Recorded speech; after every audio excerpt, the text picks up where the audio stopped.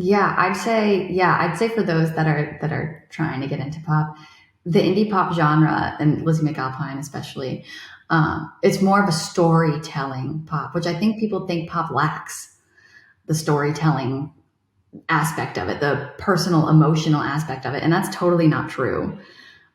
So Lizzie McAlpine's a great start for that.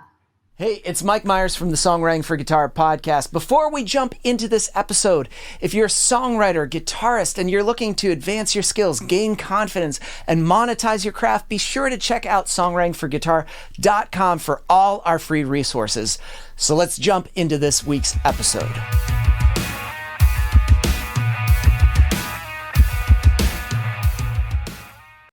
But yeah, it's like, especially this conversation, the idea of pop. I feel pop gets such a bad rap because people think either it's like it's completely useless. They have all these preconceived notions about like, oh, it's just drab stuff on the I think drab stuff on the radio. It's like radio Disney stuff. It's just awful. And meanwhile, it's like, no, pretty much pop music has influenced music from like the dawn of Western music to now. It's just constantly evolving, and whether you like it or not, it's super important. It's heavily important. Yeah, I was just thinking the other day how you can't just say, "Oh, I hate on it," or whatever. You want to not listen to it just because it's new. I mean, like it's running the world right now. So I mean, because we could go back to, especially right now, I think people hate on pop music, oh, it's so short, it's ridiculous. And it's like, it's so, like you have to do this and you have to get to the chorus and blah, blah, blah. There are all these restrictions, but it's like, it's crazy. You could go back into the early 60s and even the 50s. I could pull up like a Buddy Holly album and all of his songs are like 2 minutes, 2 minutes, 2 minutes, 2 minutes. It's like, this isn't new. Like this yeah, idea of like keeping it short, concise, to the point, memorable choruses.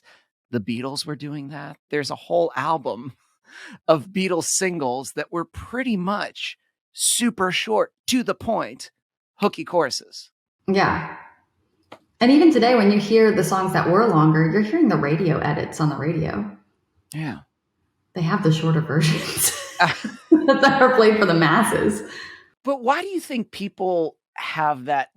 Do you think it's easier to just like blanket something like it's pop, it's awful, and just like without actually taking time to understand it and dive Yeah, into I it? was gonna say, I think the people that are saying that, oh, this new stuff is all bubble gum and it's all stupid and it's not well written. I don't think they're actually listening to the broad spectrum of what pop is today. Because underneath the blanket or the umbrella of pop, you have indie pop, you have folk pop, you have all of these different Yeah.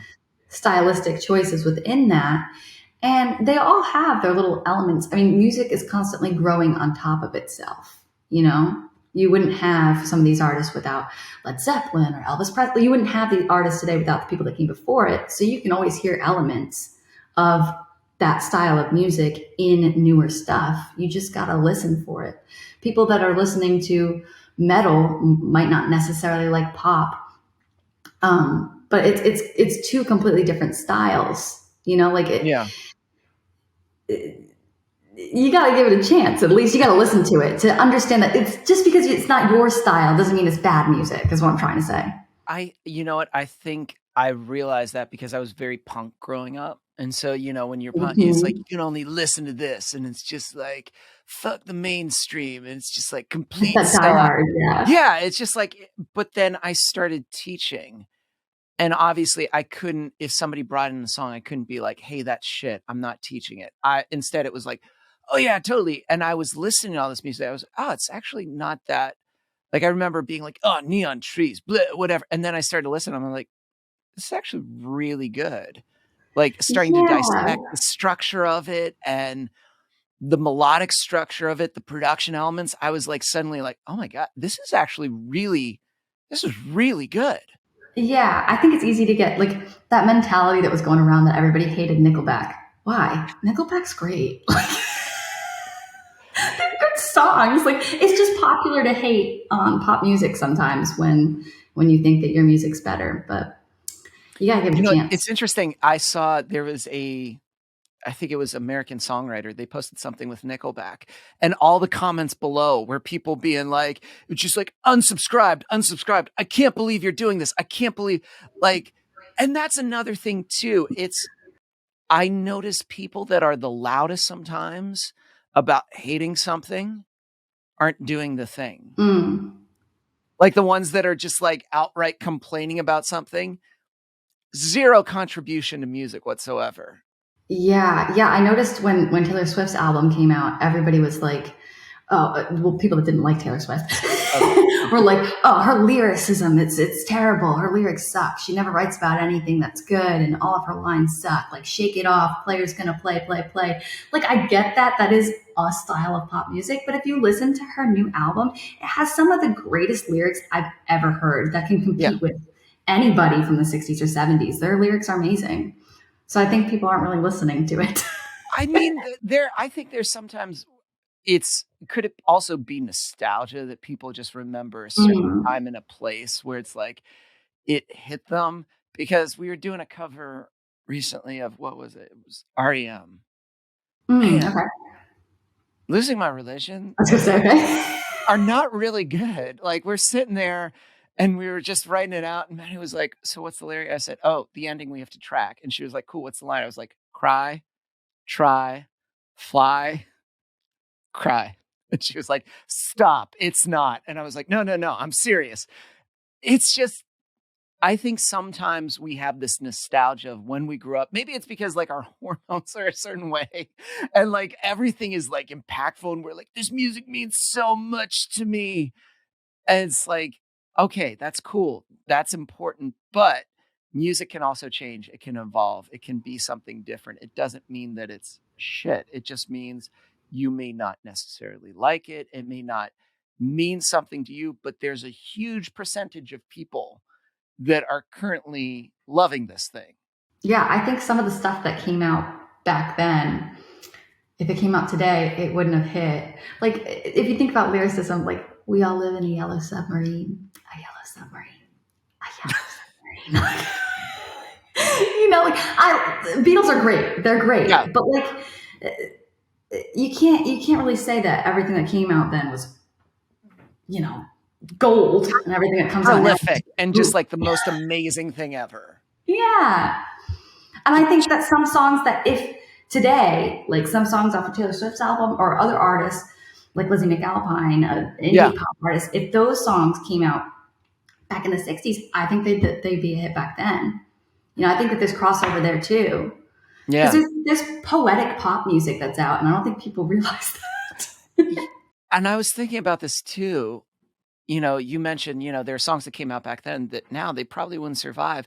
I think it's too, there's a lot more competition and exposure for so much music that the pool is like, yeah, that's where it is competitive, where I think the pool was so much smaller that, yes, Yeah. there was a big classic rock band that was very popular, but had social media gotten, was created then, maybe that band that was 7 streets down would have gotten the exposure and might have been bigger than that actual band. That's what I think is kind of crazy if we flip all these different like what ifs. Yeah. Yeah. Then was more of a popularity contest by word of mouth. Now you just need to get a TikTok star to play your song and boom.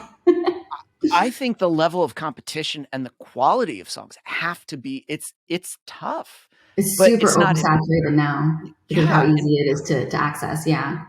And you have to be constantly just putting yourself out there, writing new things, exposing yourself to new things, and growing your regardless if you're doing production, songwriting, pushing yourself to limits, listening to new things, kind of doing a lot of out of the box shit because there's just so much. There's a ton. Yeah. Yeah. And just to stay current, it's hard because you have to get your songs in the algorithm. And if your songs don't get in the algorithm, you're not going to make it. Like right now, record labels are looking at your followers, everything that's in the background. Whereas back then it was all word of mouth where you were touring next and everything. So, I mean, you have to get your songs to a certain caliber to even be seen. Yeah. And I don't think people realize that that you have it's building something as well. That if you're Mm. going to get noticed, you have to build something.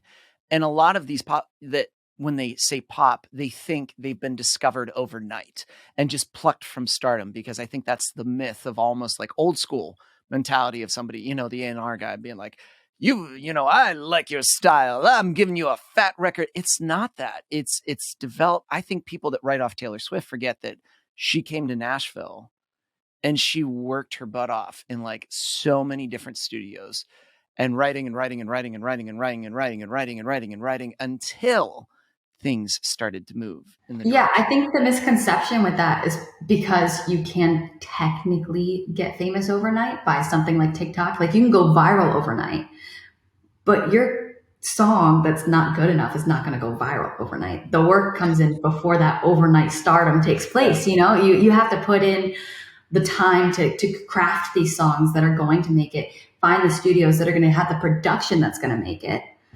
All of that happens behind the scenes before the overnight stardom.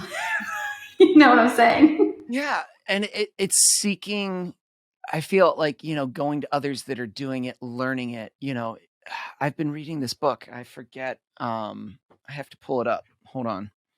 And Chris can edit all this time delay stuff, which is great because it was, show your work. And what Mm, it talks about is this myth that the lone creative genius that is just there. But what you're going to find behind the creative genius is a slew of collaborators and people that have informed their process, their system that has developed them to allow them to be at that heightened position. So that when people write off like, they're just sellouts and blah, blah, blah, blah, blah. And they were just like, they're just being signed overnight. No, they're actually really good. And they've worked with people, they've trained, they've developed their craft, they've stayed patient with it. They've sought the advice, even when it's the advice that they don't want to hear. yeah. They've taken it. And I think sometimes people that kind of want it to be that general, just like, it's like this. They haven't sought the advice. They don't like the advice too that they're getting because they Mm, want to reject it and they just want to live in their little world of, I guess, belief that this is how it is. yeah. I definitely think that like rejection definitely shapes you. Because I mean, I don't say like be completely authentic to you 100%. But if Yeah. somebody's if you're getting no's constantly, I don't want to sign you to the library, I don't want to place your song, none of this is really working, you have to change something. You have to be authentic to you. You have to change something in order to get that success. If you're just going to keep doing the same thing over and over and over again and expecting different results, dash insanity. I was So, going to say that's the definition of insanity, but it's people kind of like sticking their fingers in their ears going, la, la, la, la, la, la, not going to listen, which is like, why would you do that? Why can't you just take the advice of someone, especially if you're hearing the same? That's a good sign too, or yeah. just like a sign, if you're hearing the exact same thing, that to me is like, ooh, I should take notice of that. Um, but I feel like, things that are on Spotify because, yes, the radio, but I look at playlists. I look at like if I go to like, country, it's new boots on Spotify, or it's like indie pop playlists. Like what are the new things added? It's a criteria because they put the time into it, the craft, the song, the production, the whole nine yards. They're not throwing up everything. That's why it's a curated playlist, Yeah. not an everyone playlist, but a curated playlist. Yeah, definitely 100%. And it's super hard to get into those Spotify editorial playlists. It's insane. It Fresh is. finds. For the people that are looking for pop, but they're not certain about the Yeah. whole genre, I would suggest Fresh Finds or listening to the indie pop editorial playlist on Spotify because it's. I don't want to say like it's more authentic, but it has more acoustic elements to it that give it that more real instrument vibe rather than the bubblegum pop, Britney Spears, Katy Perry vibe, which all of it is good. I'd like to Yeah. say, we'll just like to say. But for those that are kind of against pop, I feel like that's the gateway drug into pop. You know what? I think it is because sometimes when people do that blanket, they don't realize that there's so many of these subgenres Mm. of pop and so many different subgenres that aren't just like synthetic and just like synth, but it's like, no, you can have, like you mentioned Lizzie McAlpine. When I like first heard Lizzie McAlpine, I was like, holy shit. I was like, this is really good. Like the instrumentation is amazing. I love the guitar tones. Like I geeked out at first. I geeked out on the guitar tones because they were clear, but they were also like, they there was a little bit of breaking in it. I could hear a little bit of overdrive, but it was like vibey. And I was like, I really love that. So that was the initial thing that drew me in.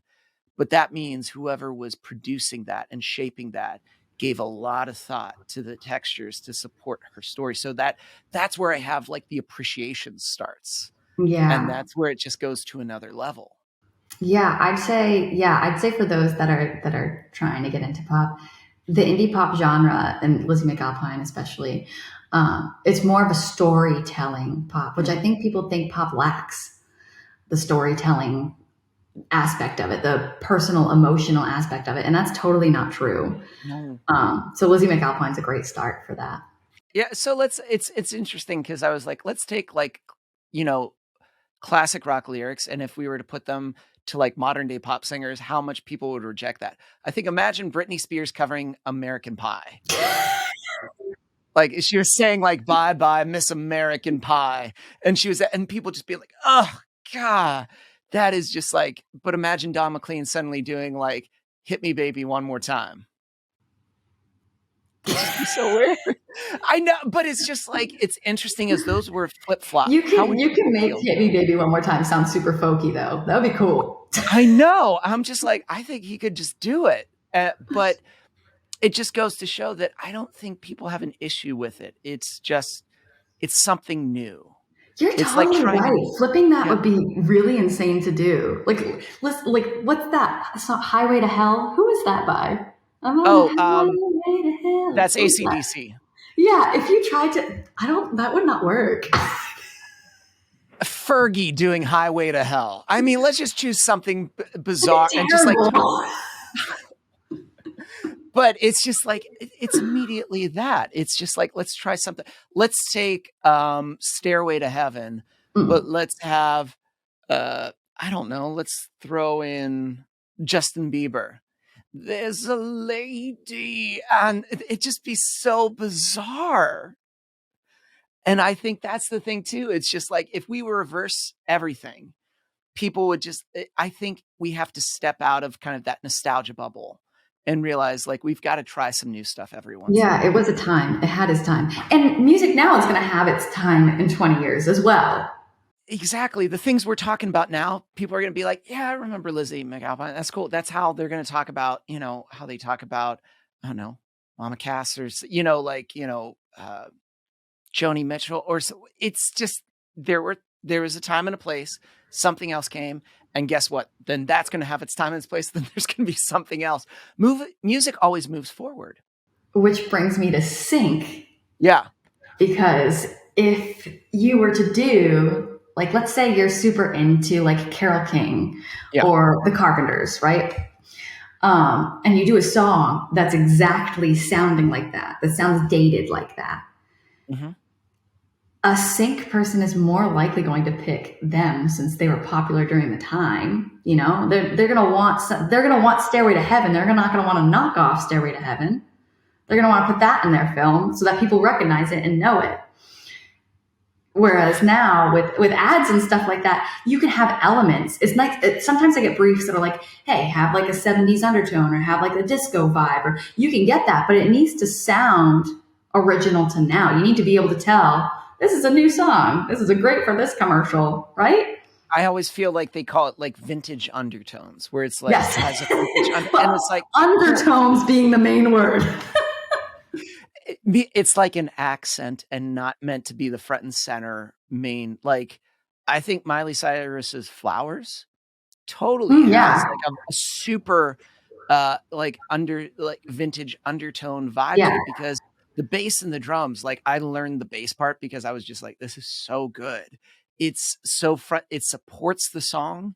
But when I think of it, boom, boom. Like if we think of like 70s and disco, I think of that. I think of like a great bass line. I think of like a small Gretsch kit that's playing in the background that's like holding down that main section. I think Flowers was wonderful like that. When I first heard it, I was like, shit, this is like really good. Yeah, but it sounds modern still. Or like as it was, Harry Styles, Yeah. as it was. Tell me that song is not "Take on Me, Take Me On." It's literally a Yeah. song practically, but it 100% sounds like you could tell that that's something that was produced today. It still has the elements of "Take on Me," aha, Mhm. but you could tell it's from today. Everything kind of nods to something. It Mm. nods to whether it be like it was 10 years ago, 20 years ago, 30 years ago. Greta Von Fleet is very much like Led Zeppelin. That's like, to me, is like a super, it's To just me, that's that. like a knockoff. It's a little knockoffy. Yeah, it is. So it's lead airplane. I don't know, whatever we want to call it. Zeppelin.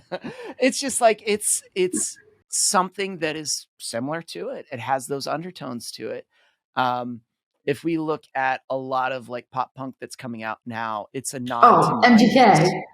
Yeah, total. Like, and Travis Barker doesn't care. He's like, cool. He's like, I'll play on it. I'll produce it. I love this, because he's totally all for that. So it's like we're seeing that 90s revival, because people that were born in the 90s, that's what that nostalgia is coming back. And now it's bleeding into their songs. Yeah. That's great to me, because I'm just like, cool, I can get down with it. I'm all for it. But everything has its time and its place, and music evolves. And I think you can just appreciate music as it's changed and understand that everything is a nod to something, and it's not less than, greater than. You don't have to necessarily buy a front row ticket to it, but you can also be like, okay, this is catchy. This is really damn Yeah. good. And it was well produced. Yeah. And I would like to say that music is 100% subjective. You know, you might get a million no's and you might think you're the greatest and your friends might think you're the greatest. And you know, you might think that that's the best song. But if your goal as a songwriter is to become successful and make money in the field, you're going to have to appeal to the masses. You want most of the people to think that your song is great. So even though you think it's great, maybe just put that one in the hard drive and go on to the next one. Well, I think it's what you're talking about is like you're at this like crossroads for some people where it's like, is this going to be the hobby you dabble in, and that the results don't matter? Like, it's just like, if you enjoy it, that is the marker. Mm, But if you're starting to say things like, I want to quote unquote monetize this, I yeah. want to make this part, I want to make this a substantial income. I want to, have artists cut my songs. I want to attract artists. Cool. You better make sure that they're the right artists, and that you're writing what they want to say, because you could have an artist that's like, cool, I'll work with you. But if you're writing in the wrong voice and you're not paying attention to what they want, and you're like, hey, sing this. Hey, Lainey, here's what it is. You are a cocktail waitress. Sing it. That's not going to happen. Like, you're going to be like, that is not true to me whatsoever. Mm, 100% true. Yeah. 100%, because it's just weird. That's not what it is. And that's why, if you're going to monetize, you're going to have to acknowledge this. Like I said, you might think it's good, but you want everyone to think it's good. And that's why pop's important. It is. This is why it matters. And if you want to make money, you have to acknowledge that, yeah, this does matter. But you also have to broaden your definition of what pop is. You can't just have this one-sided view and just like, it's not Radio Disney. It's not people that are just plucked, that are 18 years old, that get signed, then develop. But it's like, there's all these subgenres, and they're all a little bit different. Like, I love the Aces. To me, they're indie pop. They're like really good indie pop, like amazing guitar hooks. But that's probably not what everybody thinks about when they think of pop. They think, oh, like Miley Cyrus, Justin Bieber. But even Miley Cyrus, I feel like, has come into her own since the Mm, beginning, because I feel the ones that end up doing well evolve, change and they're still there. Yeah, I mean, even like another genre to break people into the gateway drug of pop would be AC, adult contemporary. You know, you got your Adele, um, Sam Smith, well, old Sam Smith, not new Sam Smith. Adele, Coldplay, Ed Sheeran. This is appealing to 18-year-olds as well as 40, 50, 60-year-olds. You know, you hear Adele songs, you hear Ed Sheeran songs at weddings.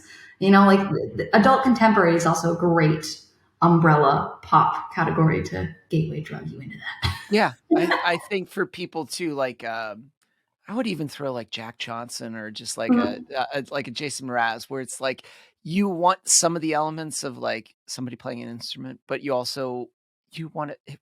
It's memorable. It's hooky. Those are Acoustic the pop, things that yeah. are all hooky. Um, yeah. So I think it's just like we could probably keep on like, but I think for people to branch out and just be open is the big thing, because I think if you're open to this, especially if you're a songwriter or an aspiring songwriter, you have to have that open mind, because that's also going to flood into your co-writes, how you view production, how you collaborate with people. Because I only collaborate with people that have a very open mind about music. I don't work with anyone that's like, this sucks. Like I remember, one of my best collaborations, Josh, we were talking about like when Fits in the Tantrums hand clap came out. Mm. We were just like, God damn, this is so good. Yeah, it's just like, but it's like his backstory. It's like the singer. What was he? He was an engineer. He was like a producer. That was his back. That's what he did. And then he did a band. So it was Mm. just like, to me, it's like, I don't know, just pop. It's just grown so much to what people used to think. And if you're going to, I don't know, have success in this area, you got to be open. Yeah. Yeah, I won't work with anybody. It's like I hate this, I hate that, I can't do this. And if you're too judgmental, that doesn't like vibe for a nice co-write. I don't think most of the major players are gonna want to do No. either.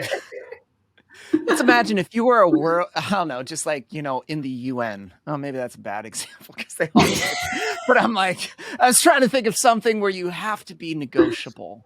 You have to Yeah. be, it's, I think, especially for longevity. If you're thinking short term, you're probably not thinking about this, but if you're thinking about long term growth in music and staying relevant, I actually had somebody tell me once, and he was like, he was one that really drilled active listening to me. And I was like, and he was like, I have to do this now, because if I stop it, I become irrelevant and that I'm not going to be welcomed in the room.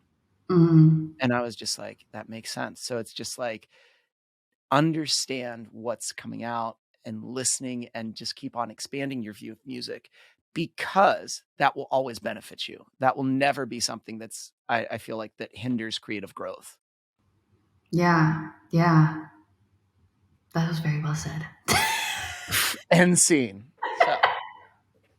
Welcome to Songwriting for Guitar, an online songwriting and music coaching hub. I hope you get to know our company a little in the video and get excited that you found exactly the people you're looking for to help you advance your career. If you're a songwriter, producer, or artist, you can find so many tips that will make your process so much easier within this awesome Songwriting for Guitar team. We help you build your music career based on your strengths. We help you fill in the gap of those strengths and lend support among a community as your dreams become goals and become your reality.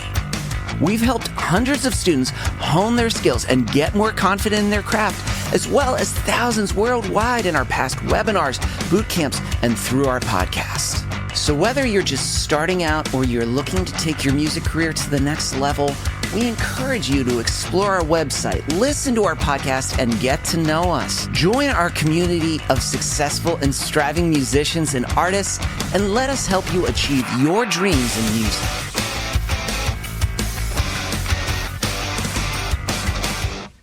We're jumping in the middle of our conversation for another conversation about the 6-week Guitar Essentials experience that we're doing, which is essentially the reason we're doing this, and I found this sort of like statistic wild to me, out of 5 to 10%, no, I think it was 5 to 15% of people complete courses that they buy, which is just, Wow.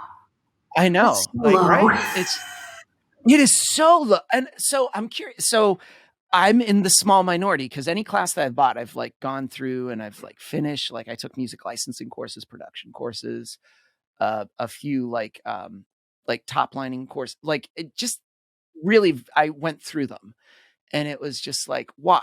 Well, because I did have someone, I had mentors, I had coaches that were guiding me, and I would tell them what I'm working on. But I think it's because people, when they get something, are so intimidated with the prospect of what's in it. The idea of where to start is very, very crippling. Yeah. There's very little, sometimes, accountability too.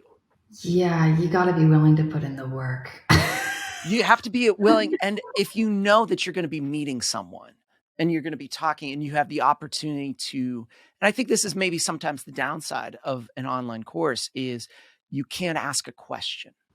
Like maybe you can Yeah. question, but like what we're doing right now, if I went on, I was like, holy shit, Lainey, what the hell about da da da? Or what does this mean? And then you can be like, oh, da da.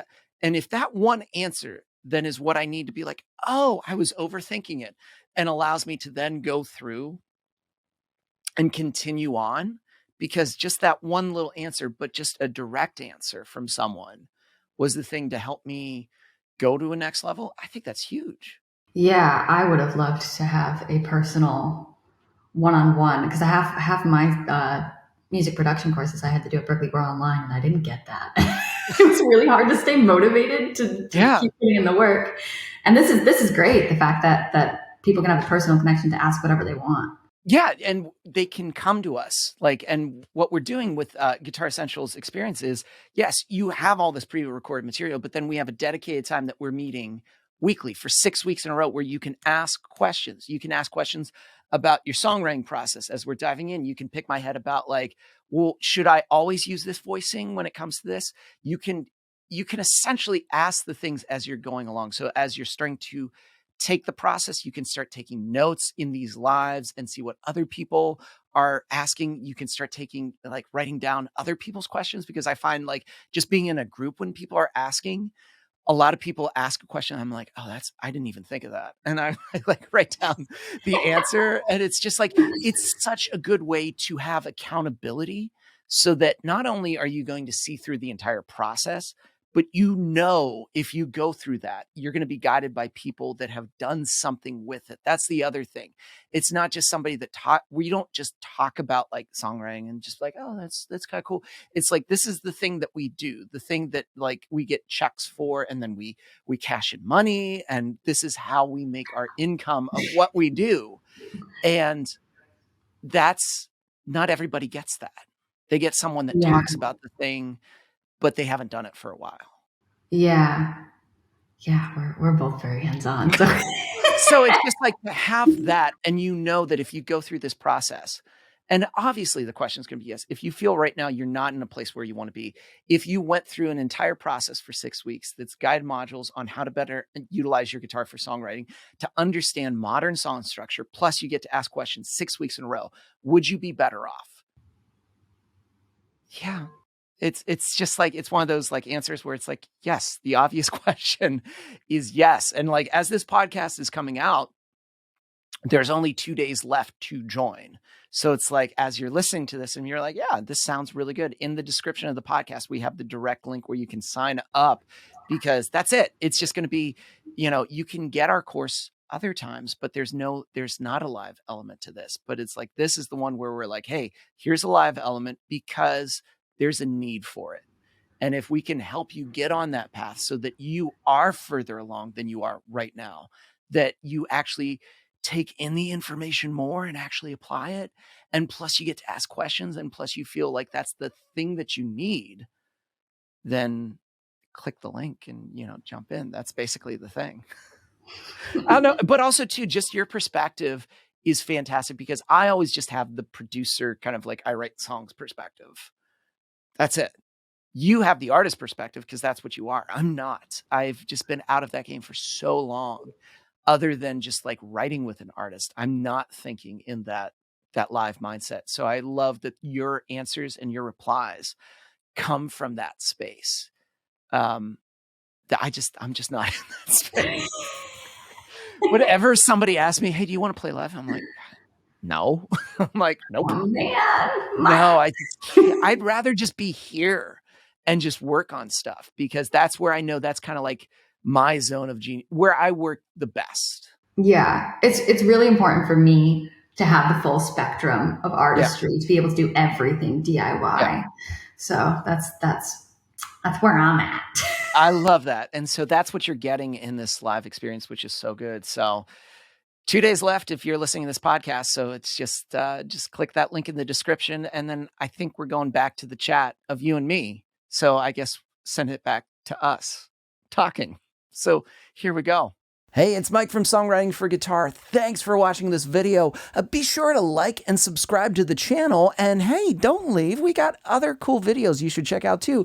Like some of these right here. Oh, that one right there. That's really good. You should click that. Right there. Just click it.